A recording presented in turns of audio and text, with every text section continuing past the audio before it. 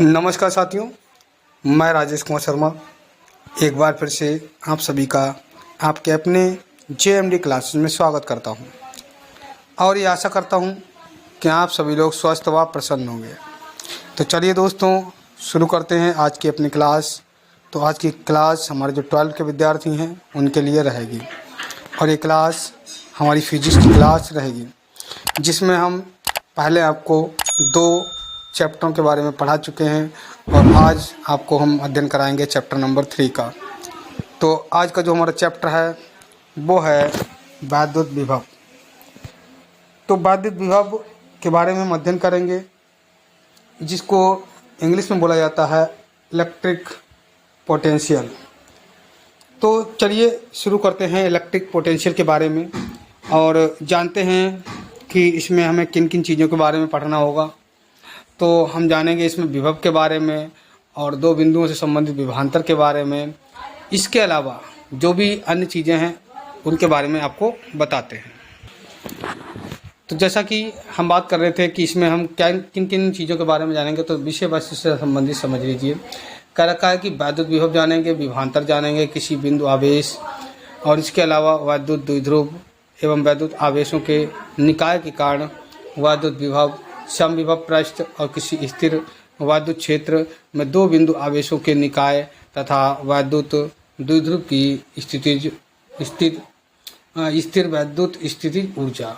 तो इन सभी चीज़ों के बारे में इसमें अध्ययन करेंगे। हो सकता हो दोस्तों यहाँ पर आपको क्लियर ना हुआ हो, मगर कोई बात नहीं, मैंने आपको सब चीज़ बता दी है कि किन किन चीज़ों के बारे में अध्ययन करेंगे। अब हम पहुँचते हैं अपनी पहली हेडिंग के ऊपर, या फिर पहले जो कि आपको पढ़ाना है उसके बारे में बताते हैं। तो चलिए दोस्तों, आपको बताते हैं। सबसे पहली हेडिंग आती है हमारी वैद्युत विभवांतर। तो वैद्युत विभवांतर को इलेक्ट्रिक पोटेंशियल डिफरेंस के नाम से जाना जाता है। तो इसमें हम चर्चा करेंगे कि जो विभवांतर होता है वो क्या होता है और मुख्य इसमें लाइन क्या होती है उसके बारे में और किस तरीके से आपको बताना है। तो कुछ आपको थोड़ा डायग्राम के बारे में बताते हैं और डायग्राम के बारे में क्या चीज़ें लिखी होती हैं उनके बारे में थोड़ा सा अध्ययन करेंगे, फिर पहुंचते हैं इसकी मेन डेफिनेशन पर।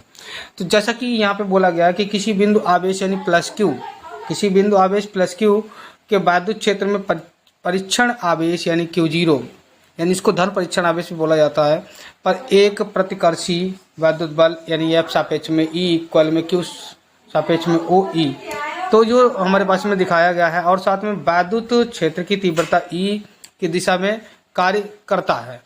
इसके अलावा परीक्षण आवेश को वैद्युत क्षेत्र के किसी बिंदु B तक या B से A तक लाने में प्रतिकर्षी, तो जैसा कि इसमें बात करते हैं तो कह रखा है कि प्रतिकर्षी बल विरुद्ध बाह्य स्रोत द्वारा एक मतलब बाह्य बल जिसे बोलेगा F सापेक्ष में X मतलब EXT लगाना पड़ता है, यानी कि एक अन्य बल लगाना पड़ता है। इसके अलावा दे रखा इस बल द्वारा किया गया कार्य परीक्षण आवेश यानी Q0 के अनुक्रमानुपाती होता है और इस कार्य तथा परीक्षण आवेश की निष्पत्ति अर्थात प्रति एकांक आवेश पर किया गया कार्य यानी आवेश Q0 पर निर्भर नहीं करता है। तो ये सभी चीज़ें आपको कुछ इस डायग्राम के संबंधित बताई गई हैं, मगर मेन चीज़ जो आपको बताया गया है कि वैद्युत विभवांतर क्या होता है। तो अब मैं बताता हूँ उसको आसान शब्दों में। पहले हम बताएंगे जो आपको किताब में डिफिनेशन दे रखे हैं, बुक के अंतर्गत जो डिफिनेशन आती है उसके बारे में बताते हैं, और फिर आपको बताएंगे कि जो रिलेशन बताया जाता है तो रिलेशन से इसका किस प्रकार से हम संबंध बताएंगे और साथ में परिभाषा को बता सकते हैं। तो जैसा कि दोस्तों सबसे पहले हम बात करेंगे जो हेडिंग हमारी दे रखी थी वैद्युत विभवांतर, तो उसकी मुख्य लाइनें कुछ दोस्तों यहाँ से बताई जाती हैं और किस प्रकार से बताई जाती हैं तो उसके बारे में आप समझिए। तो कह रखा है कि वैद्युत क्षेत्र में किसी धन परीक्षक आवेश को, भाई धन परीक्षक आवेश यानी Q0, किसके बारे में बात की जा रही है, Q0। तो कह रखा है कि वैद्युत क्षेत्र में, और ये कहाँ स्थापित है, कोई भी वैद्युत क्षेत्र मान लो उसमें स्थापित है। तो कह रखा है कि वैद्युत क्षेत्र में किसी धन परीक्षक आवेश को किसी एक बिंदु से, कहाँ से बोला गया है, किसी एक बिंदु से दोस्तों, ये जैसा कि ये डायग्राम बताया गया है तो वैद्युत क्षेत्र के अंतर्गत का बिंदु A ले रखा है और बिंदु B दे रखा है। तो कह रखा है किसी एक बिंदु से दूसरे बिंदु तक ले जाने में वैद्युत बल के विरुद्ध प्रति एकांक आवेश पर किए गए कार्य को उन बिंदुओं के बीच वैद्युत विभवांतर कहते हैं। तो दोस्तों आप समझ लीजिए कि हमारे पास में क्या है, कोई वैद्युत क्षेत्र है, जैसे कि इसको मानेंगे वैद्युत क्षेत्र क्या है E, अब इसमें हमारे पास में दो बिंदु हो जाएंगे जो कि ए और बी। तो हम इसमें बताएंगे कि किसी एक बिंदु से यानी वैद्युत क्षेत्र के अंतर्गत किसी एक बिंदु से दूसरे बिंदु तक ले जाने में किए गए कार्य या ले जाने में वैद्युत बल के विरुद्ध प्रति एकांक आवेश पर किया गया कार्य ये हमारा क्या कहलाएगा, उन बिंदुओं के बीच में वैद्युत विभवांतर कहलाएगा। तो मेरे ख्याल से ये डिफिनेशन आपने अच्छी प्रकार से समझ ली होगी। अब बढ़ते हैं आगे इसके रिलेशन पर और साथ में रिलेशन से आपको बताते हैं कि किस प्रकार से हम इसकी डिफिनेशन को बता सकते हैं दोस्तों। तो समझिए, जैसा कि ये डिफिनेशन लिखने के बाद में अगर चाहें तो इसके लिए क्या लिख सकते हैं, अगर ये ना लिखें तो अर्थात में क्या लिखेंगे, अर्थात में रिलेशन लिख देंगे। रिलेशन रहेगा कि डिफरेंस बोला गया, क्या बोला गया, डिफरेंस। तो एक बिंदु यानी बिंदु ए से बिंदु बी तक जब हम ले जाते हैं तो उसमें जो हमारा एकांक आवेश होगा, तो क्या एकांक आवेश के मतलब क्या रखा है, वैद्युत बल के विरुद्ध प्रति एकांक आवेश पर किए गए कार्य को ही वैद्युत वैद्युत विभवांतर कहते हैं। यानी कि बी सापेक्ष में ए माइनस का बी सापेक्ष में बी इक्वल में डब्ल्यू अपान में क्यू जीरो। अब यहाँ पर क्या बोला गया कि यदि धन परीक्षक आवेश क्यू जीरो यानी कि धन परीक्षक आवेश क्यू जीरो को वैद्युत क्षेत्र में बिंदु बी से बिंदु ए तक बिंदु बी से बिंदु ए तक ले जाने में वैद्युत बल के विरुद्ध किया गया कार्य W हो तो बिंदु ए व बी के बीच वैद्युत विभवांतर। तो अब देखिए दोस्तों रिलेशन के बारे में आप देख लीजिए, यानी कि यहाँ पर आपको साफ साफ बताया गया है कि बिंदु V से बिंदु ए तक ले जाते हैं और जो कि कहाँ स्थापित हैं, तो वो आप जानते हैं कि वैद्युत क्षेत्र में स्थापित हैं। और इसमें जो Q0 है तो Q0 के विरुद्ध जो बता रखा है, वैद्युत बल के विरुद्ध किया गया कार्य, यह जो बी से ए तक ले जाएंगे तो ले जाने में वैद्युत बल के विरुद्ध किया गया कार्य ही हमारा क्या कहलाता है, ए और बी के बीच में वैद्युत विभवांतर कहलाता है। अर्थात बी सापेक्ष में ए माइनस का बी सापेक्ष में बी इक्वल में डब्ल्यू अपान में क्यू जीरो। अब आपको ध्यान रखना है यहाँ पर डिफिनेशन हम इस डायग्राम से कैसे बनाते हैं उसके बारे में समझ लीजिए। तो आप जानते हैं यहाँ पर क्या बोला गया, डिफरेंस बोला गया एक बिंदु से दूसरे बिंदु तक के लिए, और ये डब्ल्यू क्या है, कार्य है, क्यू जीरो क्या है, धन परीक्षक आवेश। तो हम बोल सकते हैं कि किसी एक बिंदु से दूसरे बिंदु तक ले जाने में किया गया कार्य यानी डब्ल्यू तथा किसको ले जाना है यानी धन परीक्षक आवेश को, तो जो धन परीक्षक आवेश है यानी कि क्यू जीरो के अनुपात को, यानी कि एक बिंदु से दूसरे बिंदु तक ले जाने में किया गया कार्य डब्ल्यू और धन परीक्षण आवेश के अनुपात को ही हम क्या बोल सकते हैं। और जब ले जाते हैं तो एक बिंदु से दूसरे बिंदु तक ले जाते हैं, तो ये चीज़ आपको ज़रूर याद रखनी है।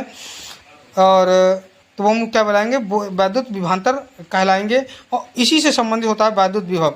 वैद्युत विभव में दोस्तों एक बिंदु के बारे में बताया जाता है और विभवांतर में दो बिंदुओं के बारे में बताया जाता है।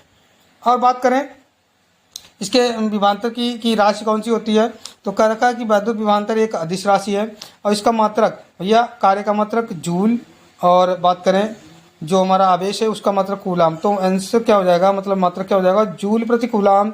और इसके अलावा ये भैया क्या है, विभवांतर है, तो इसका मात्रक क्या हो जाएगा, वोल्ट भी होगा। तो मेरे ख्याल से यह आपने बहुत ही अच्छे प्रकार से समझ लिया होगा। अब आपको मैं एक बार फिर से बताना चाहूँगा, तो यहाँ पर आप समझ लीजिए कि वी ए जो रिलेशन लिखा है और बी सापेक्ष में बी इक्वल में आपको पढ़ते हैं डब्ल्यू अपान में क्यू जीरो, यानी कि एक बिंदु से दूसरे बिंदु तक ले जाने में किया गया कार्य डब्ल्यू और धन परीक्षण आवेश के अनुपात को वैद्युत विभवांतर कहते हैं। इसे बी सापेक्ष में ए माइनस का बी सापेक्ष में बी इक्वल में डब्ल्यू अपान में क्यू जीरो के रूप में प्रदर्शित किया जाता है। तो मेरे ख्याल से दोस्तों विभवांतर को आपने बहुत अच्छी प्रकार से समझ लिया। अब हम पढ़ेंगे विभव के बारे में, तो चलते हैं विभव की तरफ। तो चलिए दोस्तों बढ़ते हैं अगले पॉइंट की तरफ, और अगला पॉइंट है हमारा वैद्युत विभव यानी कि इलेक्ट्रिक पोटेंशियल। तो इससे पहले हमने जाना किसके बारे में, वैद्युत विभवांतर के बारे में, जो हमारे दो बिंदुओं के बीच की बात की गई थी। अब हम बात करेंगे जो दो बिंदु होंगे उन दोनों बिंदुओं में से एक क्या होगा, अनंत पर होगा, और जिसके लिए हम क्या लेंगे, जीरो लेंगे। तो बात करते हैं उसके बारे में। तो दोस्तों समझिए, बात करते हैं वैद्युत विभव के बारे में, इलेक्ट्रिक पोटेंशियल के बारे में। और इससे पहले मैंने बात की थी वैद्युत विभवांतर के बारे में। तो ये भी क्या होता है, दो बिंदुओं के लिए होता है, मगर किसी एक पर विभव क्या दिखा रखा होता है, जो अनंत पर स्थापित होता है, तो उसके लिए क्या हो जाता है, शून्य हो जाता है। तो चलिए समझते हैं। कह रखा कि वैद्युत विभव यानी वैद्युत क्षेत्र एक ऐसा अभिलाक्षणिक गुण होता है जो कि समीकरण फर्स्ट के अनुसार विद्युत क्षेत्र के बिंदु ए से बिंदु बी तक विद्युत विभवांतर के बारे में दर्शाया गया था। जैसे कि था बी सापेक्ष में ए माइनस का बी सापेक्ष में बी इक्वल में डब्ल्यू अपान में क्यू जीरो। ये तो जो आपने चर्चा यहाँ पे करी गई है ये किसके बारे में थी? विद्युत विभवांतर के बारे में दोस्तों। अब अगर बात करें कि अनंत पर विद्युत विभव का स्वच्छ मान जो होगा वो क्या होगा? शून्य हो जाएगा। अर्थात जो हमारे पास में 20 इनफाइनाइट इक्वल में 0, यानी कि अतः बिंदु बी पर यानी अनंत पर होने पर क्या बता रखा है? बिंदु बी जो है कहाँ है? अनंत में है, बहुत दूरी पर स्थापित है। तो इसलिए बी की जगह पर क्या लिखेंगे? यहाँ पर हमारा जो क्वेश्चन नंबर फर्स्ट आ रहा था इसकी चर्चा कर लेते हैं। अभी जो विभवांतर के बारे में बताया गया था, ये मान ले, ये जो हमारे पास में क्वेश्चन आया, तो इस क्वेश्चन में जब हम यहाँ लिखेंगे बी सापेक्ष में बी, तो इसको कहाँ मानते हैं? यानी बिंदु बी को अनंत पर मान लेते हैं। और जब अनंत पर मानते हैं तो इसके लिए क्या हो जाएगा? 0 हो जाएगा। यानी कि बी इनफाइनाइट क्या हो जाएगा भैया? यहाँ पे 0 हो जाएगा। इसके लिए हमें अथवा मैं कह सकता है तो बी सापेक्ष में ए इक्वल में डब्ल्यू अपान में क्यू जीरो। तो आप अच्छी प्रकार से समझ गए होंगे कि यहाँ पर बात की गई है जो एक बिंदु के बारे में है, तो वो है विभव, विद्युत विभव। अब जब बात की गई थी दो बिंदुओं की, वो था विभवांतर। दोनों का बात करें संबंध भी एक जैसा है, सिर्फ इसमें क्या है? दोनों बिंदु स्थापित हैं, इसमें सिर्फ एक बिंदु है। इसका मात्रक भी यही है, यानी कि जूल प्रति कूलम, इसका भी मात्रक जूल प्रति कूलम, इसका मात्रक वोल्ट, इसका भी मात्रक वोल्ट। तो अब आप अच्छी प्रकार से इसके डिफरेंस को समझ चुके होंगे। अब देखिए बात करते हैं कि इसकी डिफिनेशन को किस प्रकार से बताएंगे। तो जब हमने विभवांतर की डिफिनेशन बताई थी उसमें भैया हम क्या करते थे कि दोनों बिंदु कहाँ थे? विद्युत क्षेत्र, जो मतलब जो उनकी तीव्रता थी, विद्युत क्षेत्र की तीव्रता या फिर विद्युत क्षेत्र में स्थापित थे। कहने मतलब क्या है? दोनों बिंदु विद्युत क्षेत्र में स्थापित थे। जिसमें मतलब एक पर क्या था? जो Q0 हमारा धन परीक्षण आवेश था, तो उसको हम एक बिंदु से दूसरे बिंदु तक ले जाते थे और उसमें जो कार्य होता था तो उसी को हम क्या बोलते थे? कार्य। और जो परीक्षण आवेश, धन परीक्षण आवेश होता था, उन्हीं के अनुपात को हम विद्युत विभव, विद्युत विभवांतर कहते थे। अब इसमें देखिए डिफिनेशन क्या होगी। तो इसकी डिफिनेशन को यहाँ पर दो प्रकार से बताया गया है, दोनों तरीके से मैं बताऊँगा और यहाँ से भी बताता हूँ। इसमें भी वही डिफिनेशन अगर हम सूत्र से बनाना चाहें यानी संबंध से बनाना चाहें तो वो क्या रहेगी? यानी कि जब हम अनंत में कोई बिंदु होगा तो हम इसमें क्या बता रखा है? क्या रखा? किसी धन परीक्षक आवेश Q0 को अनंत से, भैया अनंत में क्या बिंदु है? बिंदु है V, जो कहाँ है? बहुत दूर है। और इसको कहाँ लाना है? विद्युत क्षेत्र के किसी बिंदु तक लाना है। तो हम इससे इसको लेकर के यहाँ पे आ रहे हैं। मतलब किसी धन परीक्षक आवेश को अनंत से विद्युत क्षेत्र के किसी बिंदु तक लाने में विद्युत बल के विरुद्ध या बाह्य स्रोत के प्रति एकांक आवेश पर किए गए कार्य को विद्युत यानी कि उस बिंदु पर विद्युत विभव कहते हैं दोस्तों। तो पहले क्या था कि दोनों बिंदु कहाँ थे भैया? दोनों बिंदु के बारे में अगर चर्चा करें एक बार फिर से मैं दोनों को क्लियर कर देता हूँ और ताकि आपको अंतर अच्छी तरीके से स्पष्ट रहे। तो वो अंतर हमारे पास में क्या है कि पहले बिंदु जो थे ए और बी वो कहाँ थे? विद्युत क्षेत्र के अंदर थे। और इसमें क्या था भैया?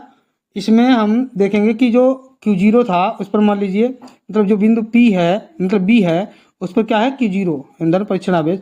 इस बिंदु को इस बिंदु पर लाते थे, यानी धन परीक्षक आवेश को एक बिंदु से दूसरे बिंदु पर लाते थे। तब हमारा जो कार्य होता था मतलब इन दोनों को लाने में जो किया गया कार्य होता है वही हमारा क्या कहलाता था? विद्युत विभवांतर कहलाता था। विद्युत विभवांतर यानी कि कार्य और साथ में जो परीक्षण आवेश होता था उनके अनुपात को कहते थे। अब की बार में क्या है कि बिंदु हमारे फिर से ए और बी हैं, मगर ये बात करें ये विद्युत क्षेत्र है और ये क्या है? बहुत दूर है। तो इस बहुत दूर से इसको धन परीक्षण आवेश को इस पर Q0 दे रखा है, इसको इस पर से हम लेकर के इस पे आ रहे हैं, यानी कि विद्युत क्षेत्र किसी बिंदु तक लेकर आ रहे हैं। तब जब हमारा किया गया कार्य जो होगा यानी विद्युत बल के विरुद्ध यह प्रति एकांक आवेश पर किया गया कार्य क्या होगा? हमारा विद्युत विभव कहलाएगा। अर्थात बी सापेक्ष में ए इक्वल में W अपान Q0। तो आप रिलेशन को भी अच्छी प्रकार से समझ गए हैं और इनके डिफरेंस को भी अच्छे प्रकार से समझ गए हैं। अब ये गलती दोबारा से नहीं होगी आपसे कि विभवांतर क्या पूछा जाता है और विभव क्या पूछा जाता है। तो विभवांतर मतलब दो बिंदुओं के बीच में अंतर, यानी कि बी सापेक्ष में ए माइनस का बी सापेक्ष में बी इक्वल में W अपान में Q0।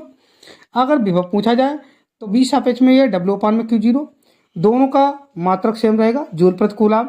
अब बात करें दोनों की राशि के बारे में, तो दोनों ही कौन सी राशि रहेंगी, आदिश राशियां रहेंगी, और दोनों के मात्रक भी समान रहेंगे, और दोनों समान मात्रक, यानी एक आया था जूल प्रति कूलम और दूसरा आया था वोल्ट।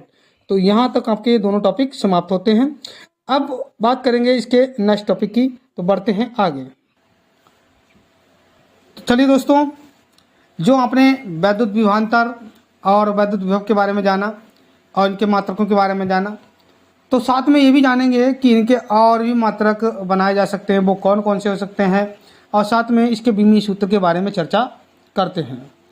जैसा कि कह रखा है कि वैद्युत विभव का बीमीय सूत्र यानी डिमिशनल फार्मूला ऑफ इलेक्ट्रिक पोटेंशियल।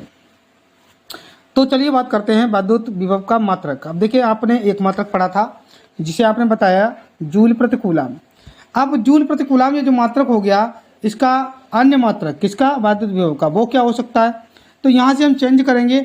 आप जानते हैं कि जूल जो होता है वो किसका मात्रक होता है, कार्य का मात्रक होता है। और कार्य बराबर में आप क्या पढ़ते हैं, W बराबर में F इंटू डी पढ़ते हैं, F इंटू डी पढ़ते हैं, यानी कि बल गुणे में विस्थापन।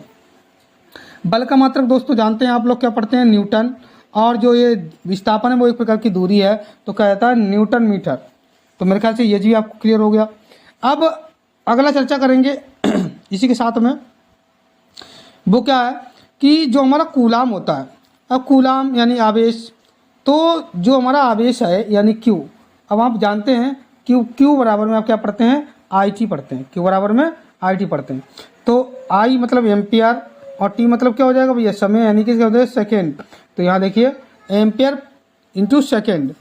तो मैंने आपको बता दिया कि जूल को न्यूटन प्रति मीटर भी लिखा जा सकता है, और कूलाम को एम्पियर और सेकेंड भी लिखा जा सकता है। तो मेरे ख्याल से ये भी आपने क्लियर समझ लिया। अब बात कर लेते हैं इसके अन्य मात्रक के बारे में। तो एक तो मात्रक क्या हो गया भाई, जूल प्रति कूलाम हो गया, दूसरा क्या हो गया, न्यूटन मीटर प्रति एम्पियर, और साथ में क्या हो जाएगा, सेकेंड, ये भी मात्रक हो गया। अब अगला बात करें न्यूटन को, अगर हम बात करें न्यूटन को किस प्रकार से लिखेंगे, तो न्यूटन को आप लिख सकते हैं, आप पढ़ते हैं कि F बराबर में, F बराबर में क्या होता है, M, और साथ में क्या होता है, G। अब M यानी कि किग्रा, और G क्या होता है, मीटर प्रति सेकंड, मीटर प्रति सेकंड स्क्वायर। यानी कि आप देख सकते हैं किग्रा और साथ में क्या आएगा, मीटर, और साथ में प्रति सेकंड स्क्वायर, और इंटू में मीटर पहले से चल रहा है, और नीचे क्या चल रहा है, एम्पियर और सेकेंड चल रहा है। तो आपको क्लियर ना दिख रहा होगा तो मैं हटा देता हूँ उसको, और आप इसको अच्छी प्रकार से समझ सको। तो ये आपने संबंध जब लगाया F बराबर में, तो वहाँ से आपको मिला कि किग्रा मीटर और फिर प्रति सेकंड स्क्वायर, और साथ में मीटर पहले से है, नीचे चल रहा है एम्पियर और सेकंड। अब अगर बात करें इसको एडजस्टमेंट करने के लिए, तो एडजस्टमेंट किस प्रकार से किया जाएगा, तो किग्रा तो हमारा चल ही रहा है, मीटर को एडजस्ट कर देंगे तो मीटर स्क्वायर हो जाएगा, प्रति सेकंड स्क्वायर यानी सेकंड नीचे से भी है, एक घात ये, तो ऊपर 2 दे रखी है तो कितना हो जाएगा, घात 3 हो जाएगा, और एम्पियर ऊपर जाएगा तो माइनस का 1 हो जाएगा। अगर इतना आप करते हैं तो यहाँ से आप एक अन्य मात्रक के बारे में भी जानेंगे, जो कि विभव का मात्रक होता है, जिसे बोला जाता है किग्रा मीटर स्क्वायर सेकेंड की पावर क्यू, या फिर बोल सकते हैं सेकंड से हम सेकंड को मतलब नीचे क्या कर सकते हैं, क्यू बोल सकते हैं, नीचे लेकर के आ जाएंगे, ये भी नीचे में आ जाएगा। तो किग्रा मीटर स्क्वायर प्रति सेकेंड क्यू, और इनवर्स सेकेंड क्यू, और साथ में इनवर्स के लिए नहीं बोलना है, नीचे जब रहेगा तो क्या बोलेंगे, इनवर्स बोलेंगे, और जब ये ऊपर आता है तो भैया इनवर्स बोला जाता है, यानी किग्रा मीटर स्क्वायर और साथ में सेकेंड माइनस का क्यू, और यहाँ पे इनवर्स मतलब रहेगा, मतलब एम्पियर इनवर्स। अब इनकी जगह पर हम इनके जो प्रयुक्त संकेत होते थे बीमी सूत्र के अंतर्गत वो रख देंगे। जैसे कि किग्रा था उसको यम गुरु कोष्टक के अंतर्गत, मीटर है इसको L तो L का स्क्वायर हो जाएगा, समय को T तो T का पावर Q माइनस का Q यानी घात 3 हो जाएगा, और A यानी इनवर्स की पावर माइनस का 1। तो दोस्तों हम पहुंच चुके हैं इसके बीमी सूत्र पर। तो बीमी सूत्र निकल करके क्या आया, M L स्क्वायर T की पावर माइनस का 3 और A की पावर माइनस का 1, या फिर इनवर्स के रूप में बोला जा सकता है। तो ये रहा इसका बीमीय सूत्र। मेरे ख्याल से आपने इसको अच्छी प्रकार से समझ लिया होगा। ये किसके लिए रहेगा, ये विभवांतर के लिए भी रहेगा और विभव के लिए भी रहेगा, और दोनों के मात्रक भी, जो विभव का मात्रक रहेगा इनको हम विभवांतर के रूप में भी इस प्रकार से संयुक्त कर सकते हैं दोस्तों। अब बढ़ते हैं इसके अगले पॉइंट की तरफ। तो चलिए दोस्तों बढ़ते हैं इसके अगले पॉइंट की तरफ। तो इसका जो अगला पॉइंट आता है वो हमारा एक डेरिवेशन टाइप का है, जिसमें हम ज्ञात करना सीखेंगे कि एकल बिंदु आवेश के कारण वैद्युत विभव यानी कि electric potential due to a single point charge. तो इसके बारे में हम जानकारी लेंगे कि किस प्रकार से एकल बिंदु आवेश के कारण हम वैद्युत विभव का मतलब जो व्यंजक होता है या संबंध होता है वो किस प्रकार से स्पष्ट करेंगे। इसके लिए डायग्राम को आप अच्छी प्रकार से समझेंगे। तो सबसे पहले डायग्राम को आप समझ लीजिए कि क्या क्या इसमें डायग्राम में बताया जाता है।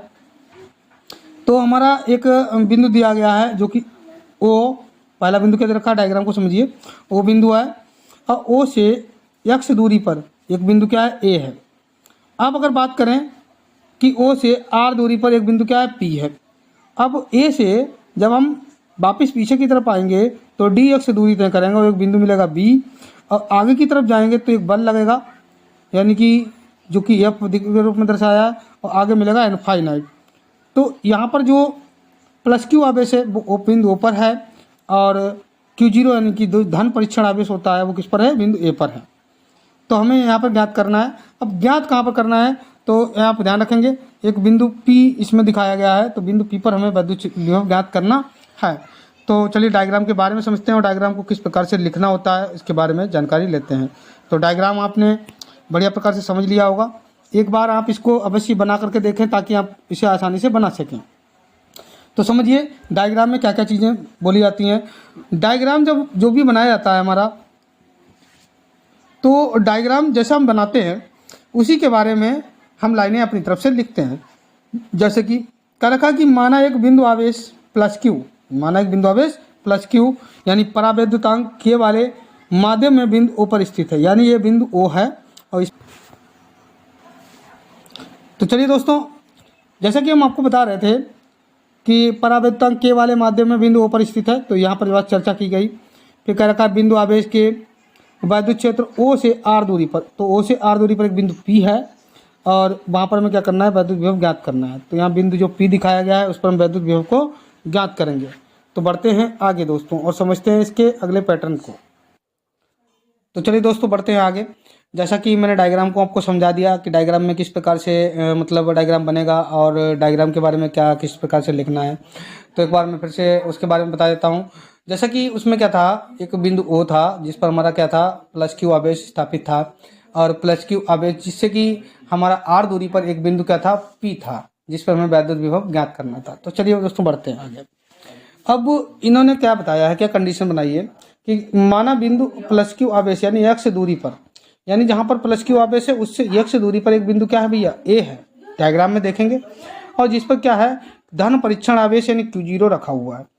फिर कर रखा अतः कूलाम के नियमानुसार धन परीक्षण आवेश पर कार्यरत वैद्युत बल। तो जब कूलाम का नियम यहाँ पर लगाएंगे यानी एफ के बारे में फाइंड करेंगे, तो ये एफ क्या है हमारा, एफ चलेगा किसके लिए, जहाँ पर ओ बिंदु था ऊपर हमारा कौन सा आवेश था भैया, प्लस क्यू, और एक बिंदु है ए जिस पर क्या है Q0। तो उन दोनों के बीच में आपने बल लगाया, तो बल यानी कि एफ इक्वल में 1/4πε0, माध्यम क्या है, के माध्यम है यानी परावैद्युतांक माध्यम है। एक पर आवेश क्या है Q और एक पर क्या था, Q0 आवेश था। तो Q इंटू में Q0 अपान में इन दोनों के बीच की दूरी क्या दिखाई गई थी, x। तो यहाँ क्या हो जाएगा, x का स्क्वायर। तो मेरे ख्याल से आपने इसके बल को अच्छी प्रकार से समझ लिया होगा, जो कि आपका बिंदु O और बिंदु A के बीच में लग रहा है। जहाँ पर आवेश के बारे में बात करें तो आवेश है Q और यहाँ पर क्या है Q0। तो इन दोनों के बीच में जो बल लग रहा है उसके बारे में हमने यहाँ पर चर्चा कर ली। अब आगे बढ़ते हैं। अब कर रखा कि धन परीक्षण आवेश Q0 को वैद्युत बल के विरुद्ध यानी बिंदु A से बिंदु B तक अति सूक्ष्म दूरी यानी dx दूरी तक विस्थापित करने के लिए किया गया कार्य। अब हम क्या कर रखा, जहां पर बिंदु A था उससे कुछ दूरी पर इधर हम देखेंगे एक बिंदु क्या था, B था, जो कि दूरी इन दोनों के बीच की क्या दिखा रखी थी, dx दूरी थी। तो हमने dx दूरी तक इसको क्या कर दिया, विस्थापित कर दिया। तब जो हमारा कार्य किया जाएगा तो वो कार्य क्या आएगा, वो कार्य आएगा भैया सूक्ष्म दूरी के लिए सूक्ष्म कार्य यानी dw इक्वल में। अब आप जानते हैं w बराबर क्या होता है, f इंटू डी होता है, यानी एफ इंटू में, और डी क्या भैया विस्थापन। तो यहाँ विस्थापन क्या है, ठीक हम देखते हैं कि बिंदु ए से जाना चाहिए था इधर, मगर अपोजिट में आया तो माइनस का क्या हो गया, dx हो गया, माइनस का dx हो गया दोस्तों। तो यहाँ पर थोड़ा सा आपने समझना बढ़िया तरीके से। और यहाँ पर हम थोड़ा सा और जानेंगे कि अभी हमने जो बल निकाला, तो यहाँ से जो एफ निकाला वो इसकी जगह पर रख देंगे और यहाँ पर मिल जाएगा हमारा माइनस का चिन्ह के साथ में 1/4πε0 के Q1 और साथ में मतलब Q और साथ में क्या मिल जाएगा, Q सापेक्ष में 0 धन परीक्षण आवेश, और उनके बीच की दूरी यानी x स्क्वायर, और साथ में क्या मिलेगा dx। तो ये जो संबंध आया, सूक्ष्म कार्य किया गया f इंटू डी एक्स, और dx तो साथ में चल रहा है और बाकी आ गया f का मान। तो यहाँ तक आप पहुँच चुके हैं। अब आप जानते हैं कि किसी भी जब हमें कोई चीज़ सूक्ष्म दे रखी होती है तो उस सूक्ष्म से पूर्ण प्राप्त करने के लिए या तो हम इसका इंटीग्रेशन कराते हैं, या फिर क्या करते हैं, उन छोटे छोटे भागों को ऐड कर देते हैं, यानी कि सिग्मा निकाल देते हैं, योगफल निकाल देते हैं, तब हम जाकर के पूर्ण पे पहुंचते हैं। तो यहाँ से देखेंगे तो हमारे लिए क्या रहेगा, इंटीग्रेशन, इसका यूज़ करेंगे, इंटीग्रेशन का यूज़ किया गया है। तो वो क्यों और किस प्रकार से हो रहा है देखिए उसके बारे में। तो चलिए दोस्तों बढ़ते हैं आगे। अब अगला हमें क्या करना है, इस सूक्ष्म से हमें पूर्ण कार्य निकालना है। तो कर रखा है इसी प्रकार, यहाँ पे बात करेंगे, इसी प्रकार परीक्षण आवेश को अनंत से बिंदु P तक लाने में किया गया कार्य, जो कि क्या रहेगा W। अब देखिए अनंत से ला रहे हैं तो हम क्या लिखेंगे, इंटीग्रेशन का जो हमारा सिंबल है उसको लगा देंगे, और इनफाइनाइट यानी अनंत से लेकर के R दूरी तक लेकर के आ रहे हैं। और इसमें क्या करा हमने, सूक्ष्म जो हमारा DW निकला था, सूक्ष्म कार्य, उसको रखा। अगर नहीं रखते हैं तो डायरेक्ट उसके मान को रख सकते हैं, तो मान को रख सकते हैं। तो मान देखिए आपके सामने स्पष्ट कराया गया है, माइनस चिन्ह के साथ में इंटीग्रेशन, यानी कि इनफाइनाइट से, यानी कि इसे बोलते हैं लोअर लिमिट, से बोलते हैं अपर लिमिट, और 1/4π0 यहाँ पर के माध्यम, और यहाँ हो जाएगा Q, और साथ में धन परीक्षण आवेश Q0 अपान में x², और साथ में dx। तो यहाँ से अगर बात करें, यहाँ पे क्या दे रखा dx, तो हम केवल x को रखने की कोशिश करेंगे, बाकी सब चीज़ों को बाहर कर देंगे। तो देखिए Q और Q0 बाहर निकाल दिया, 4π0 के, इसको भी बाहर निकाल दिया, माइनस चिन्ह भी बाहर हो गया, यहाँ इंटीग्रेशन यानी इनफाइनाइट और R हो गया, यहाँ जो x² नीचे था उसको ऊपर ले गए तो माइनस की घात के रूप में आ गया, और साथ में dx हो गया। अब दोस्तों यहाँ पर बात करेंगे तो इसका देखिए इंटीग्रेशन यहाँ पे करा के दिखाया गया है। इंटीग्रेशन में क्या होता है कि जो हमारा पद होता है उसमें हम एक प्लस कर देते हैं, और जो हमारा ऊपर बचता है वही चीज़ नीचे लिखते हैं। तो जैसे +1 करेंगे यहाँ पे, तो भैया हमारा क्या मिलेगा कि -2 से +1 होगा तो माइनस का 1 मिल जाएगा, जैसा कि आपको आगे दर्शाया गया है। तो यहाँ देखिए माइनस का 1, और यहाँ माइनस का 1 नीचे भी आ जाएगा। इसको नीचे लेकर के आएंगे तो ये माइनस का चिन्ह ये वाला आगे आ जाएगा, माइनस का चिन्ह ये हो गया, और नीचे हो गया 1/, में x हो गया। तो ये इसका क्या आया, हमारा इंटीग्रेशन आया, इसका इंटीग्रेटर जो कर लिया, इंटीग्रेशन समाकलन कर लिया।